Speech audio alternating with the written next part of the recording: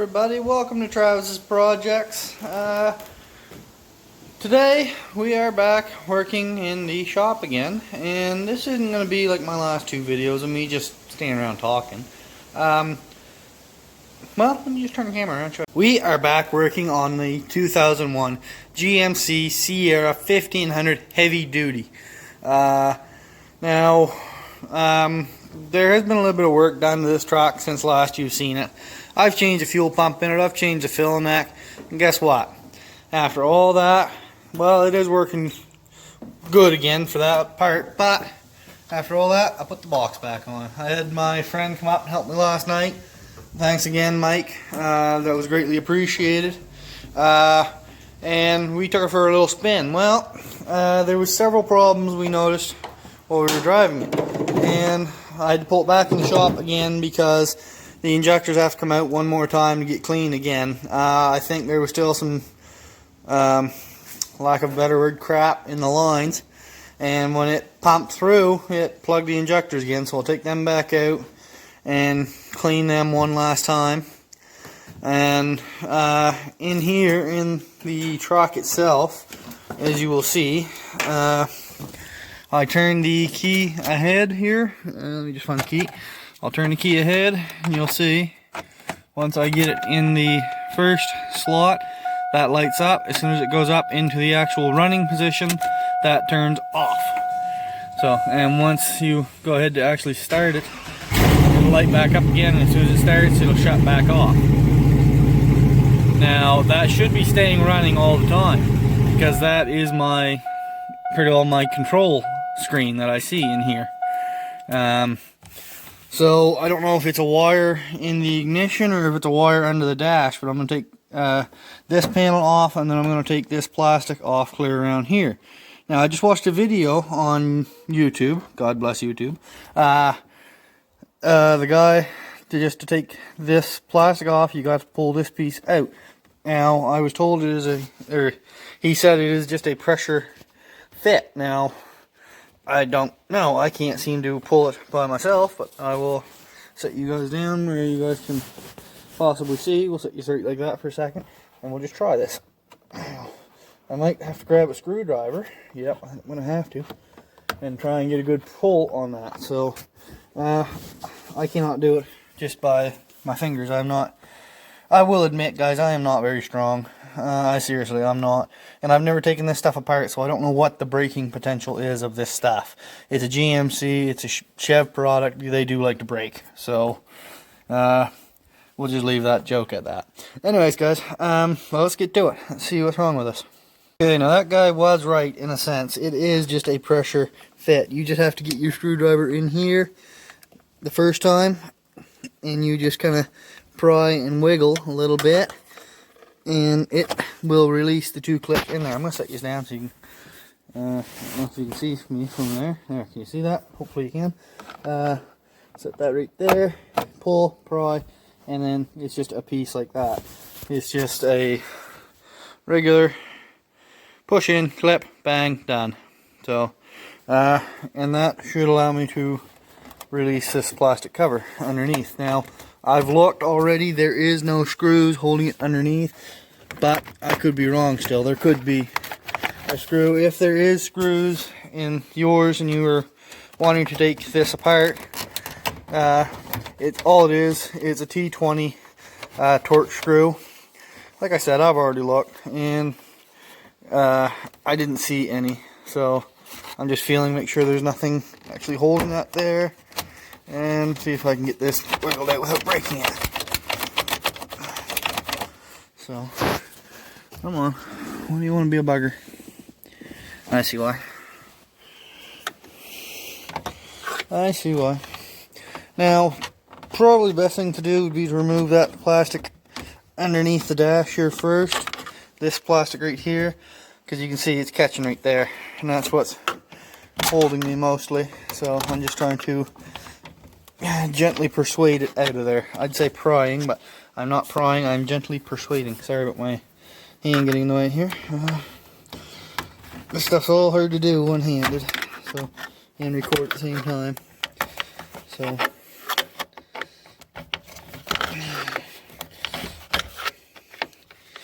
Anyways, guys. Okay, so now I've got the covers completely off, and I just want to show you the signal light. Well, it was working. Hold on. Okay, the signal light works both sides. Okay, but as soon as you touch that hazard light, nothing. Not a single flicker. Now, I don't know if it does that when it's just like that, or... Yeah, okay, so it's something else going on here.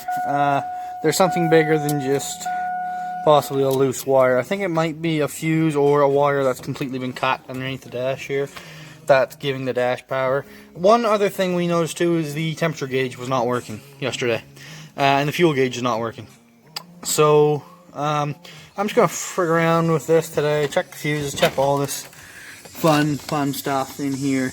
Because it could be something fun right there causing it to mess up. Or it could be a wire under the dash. That's my only two thoughts. And then I'm going to clean the injectors again. So, well, enough talk. Let's do it. Okay, folks. So it turns out I'm an idiot. I got it working 4 ways. And the dash light is also working. It's lighting up again. I figured out what the heck I did wrong. I forgot a couple months ago when I had the... Yeah, you see? It's all lit up now. Anyways, you see, I forgot when I got the Dodge running, the old Hemi. I forgot I come and borrowed a few fuses out of this panel. Now, I borrowed some from up here, as you can see, but none of those are important for what I needed. It was this 20, you see right here where my finger is. It was that 20 that's missing. Now that is my hazard lamp lights. Now that, apparently for some reason, that will also control the light on my dash. So, I guess it's just a safety thing that Chev has, but still, whoops. Now I'm still missing one for the cigarette lighter, but you know what, that's not important. I don't smoke, I don't use it, so I'm not going to worry about that too much. Now, as it was sitting here in the garage, of course, it has, battery has now died, so I will put the charger on it for a little while, and while it's charging, I'm going to take the fuel injectors out, give them a good cleaning.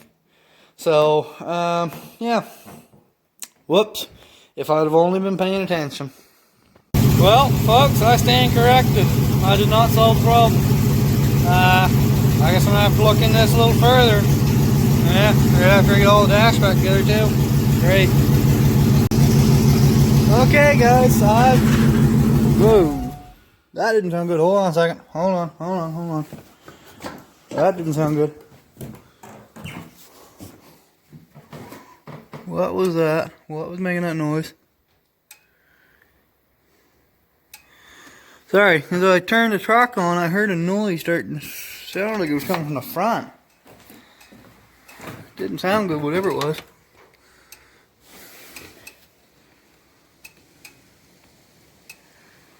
Okay, well, maybe we'll just ignore some noises then. But I figured out what my little issue was with the lights in the dash. My gauge is not working. This time I have figured it out. See all these fuses here? Well, this fuse that was right here, or no, this one right here, the middle one, that was sitting over here in the ABS spot. The ABS has never been good in this truck anyway, so usually I don't have the ABS plugged in. Well, it must have been when this problem first started with this truck misfiring the injectors plugging, back when I didn't know what the heck was going on. I took it down to my buddy. He pulled that fuse out. Well, I think I must have confused the holes when I put that fuse back in and I put it in the ABS spot. Well, my dash would like that. Well, anyways, long story short, I guess that controls the lights in the dash, the thermostat, the fuel gauge, blah, blah, blah.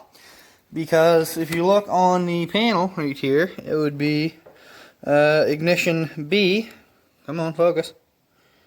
Focus. Focus. Come on, focus. There we go. Ignition B right there. So, and that's a 50 amp fuse. Well, the ABS is a 60. But anyways, long story boring. Problem solved. I got lights on my dash. Gauges are working, and I'll find out in a minute if my OBD thing is going to work. Sorry, I'm going to have to speak a little louder so you can hear me, but looks like everything is working the way it should. So, fuel gauge is up. My temperature gauge, I'm not sure if it's rising or not. I can't tell yet. I'm going to leave it running for a while. My high beam light is working. Basically all the lights are lighting up now. Yeah, I still got a misfire in it. Yep, even that is changing too. That control center over here. That wasn't working before. All it was a battery light. So we figured it out now. Yahoo! Yahoo! Yahoo! Thank God! Thank God! Thank God! Figured it out.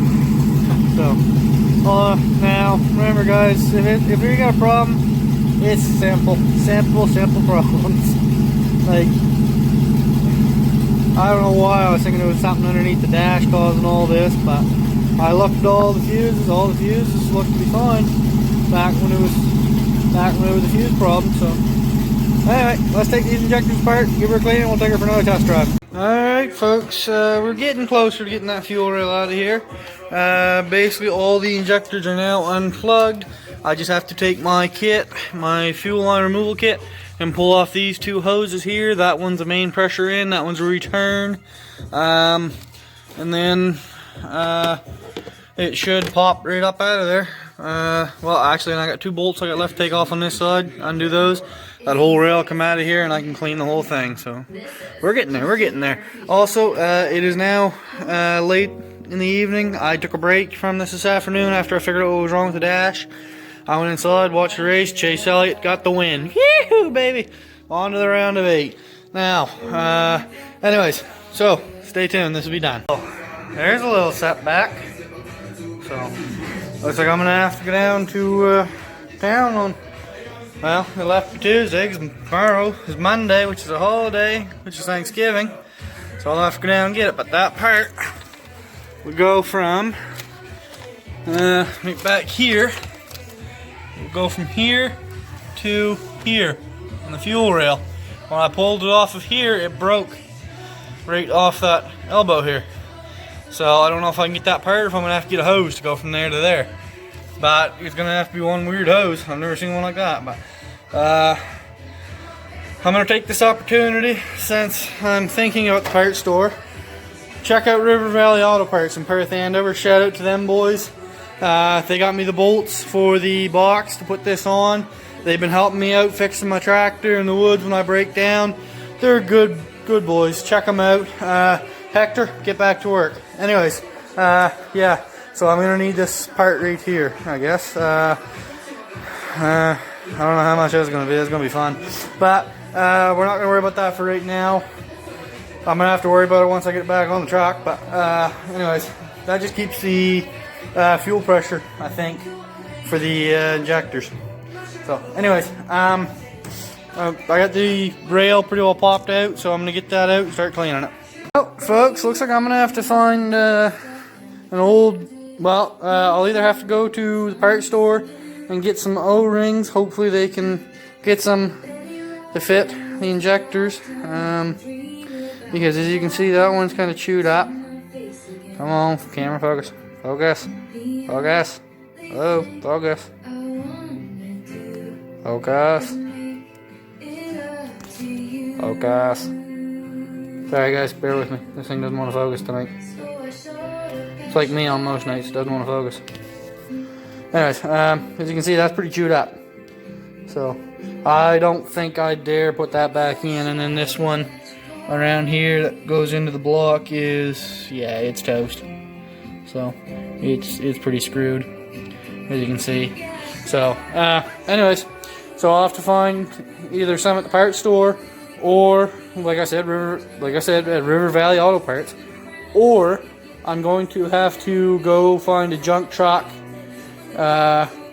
and steal some injectors out of it so I can take the O-rings off of them.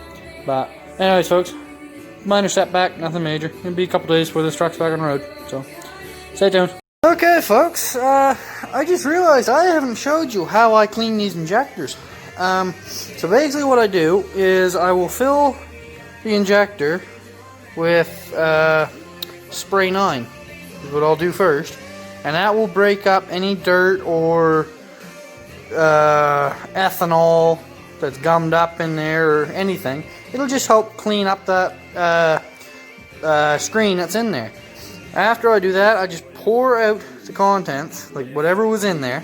I pour it right out, and then I take my brake cleaner here, and I just simply, let's see, get that in frame. I simply just take the injector and the brake cleaner, and I just insert the end of the injector in like that, and then give it a good spray, and that will blast out pretty well anything in that screen. And then for added measure, I just take the air compressor and I just shoot a little bit of air through the bottom 2 holes, make sure they're clear, and then I fire a good blast down into that hole, and it will help break up anything else. And then I do another round of spray 9, let it sit, make sure it's going to actually be clear, pour it back out, one more round of this, and then back on the rail. It's pretty simple, but that's just, people will frown on that because you're using compressed air to blast that out, and they'll say it'll destroy an injector. But you know what? I've got nothing to lose at this point, so I try it. I do it. It works. It's been working. But the reason I had to do this a 3rd time is because I never flushed out my fuel lines. Am I going to do it now? Probably not. So I'll probably have to do this again. But this is what I do.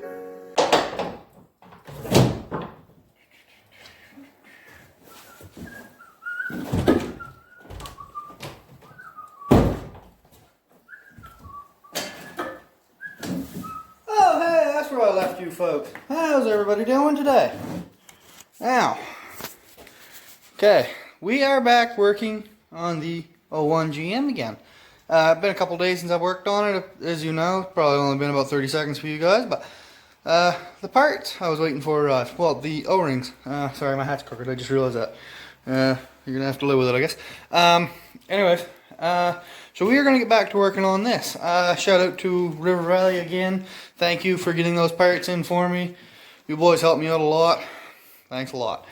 So, anyways, folks, let's get back to it here.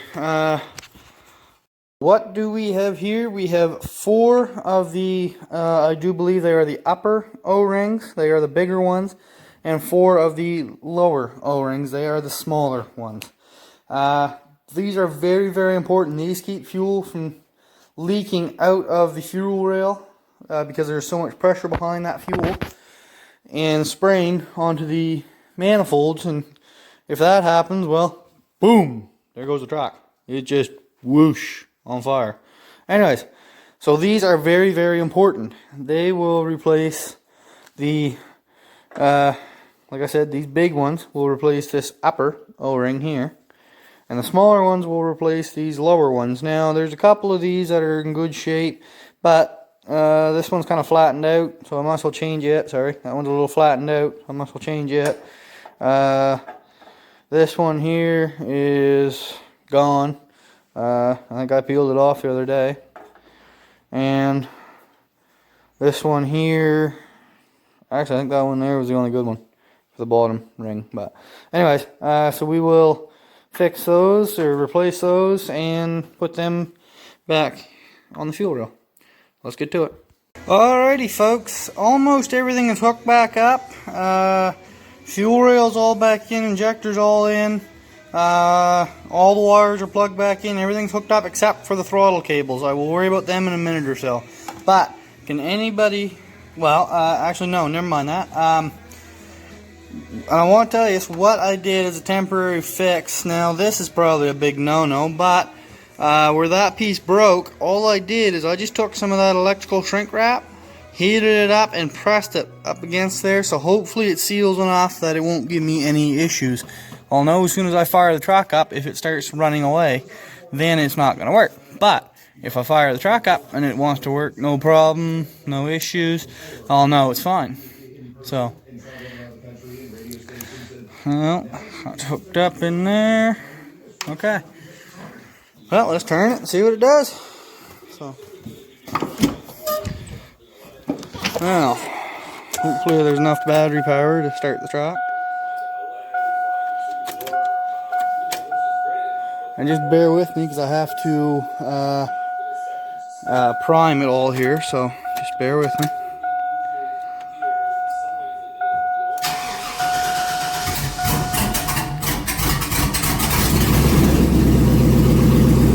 There, and it's all primed up.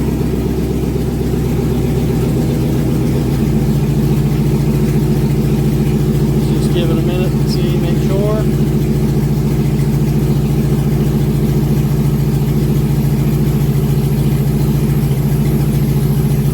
The engine light is not flashing, so that means it is not showing a misfire.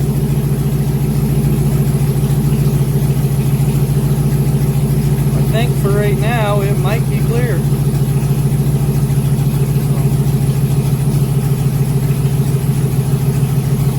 Alright, well, let me just button up the hood here a little bit and we'll go take it for a little test. I think other than the noise, it seems to be working pretty dang good.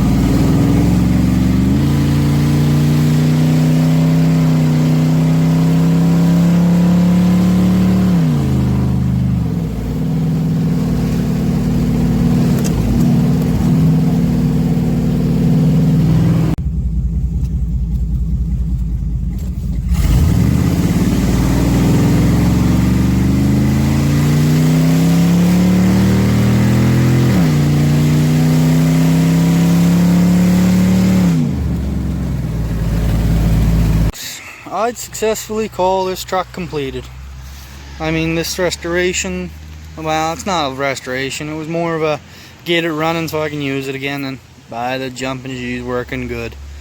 Got a couple other little small things I gotta do to it, like fix the exhaust and get it through inspection and just double check, make sure everything's working the way it should and make sure everything's mechanically sound. But I mean, it runs perfect, runs right up and down the road. I mean, when I left, I gotta fix that box too. When I left here, it spun from the end of my driveway right there, clear down pretty near to that turn, and it works good. Anyways, folks, hit that like and subscribe button if you haven't already. Just leave a comment. What do you think I should do to improve this truck a little more? Because I mean, it works good. I gotta fix that exhaust. That's the only issue I have with it. So. Anyways, folks, take care. See you on the next. Oh, that reminds me, on the next video, it will be out next week. I'm going to start working on it today. My quad up here, my four-wheeler, 2010 Kawasaki KVF. I took it out hunting yesterday, and it threw a belt code. And when it does that, it puts it into a limp mood, and it won't let it go above 10 kilometers an hour. So I'm going to pull that in today, check the belt, reset the code. Watch for that video. Like I said, I'll be starting it today. So, anyways, folks, take care of yourselves. Be kind to one another. Take care.